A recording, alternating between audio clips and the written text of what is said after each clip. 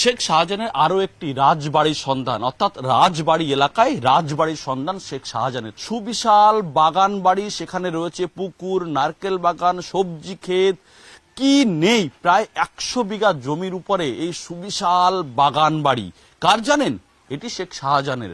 এই ঠিক শাহজাহান দিনের বেলা ঠিক এই জায়গাটায় তিনি বিশ্রাম করতেন এবং রাজনৈতিক আলোচনা করতেন, ফলে ব্যবসায়িক কাজও এখান থেকে করতেন বলে এলাকার মানুষের দাবি। এবং সবটাই নাকি জবরদখল করে এই সুবিশাল জায়গা, এই প্রায় 100 বিঘা জমির উপরে যে বাগান বাড়ি রয়েছে, বাড়ি রয়েছে, সেগুলো সবটাই নাকি জবরদখল ভয় দেখিয়ে তার কবজায় নিয়েছেন শেখ শাহজাহান।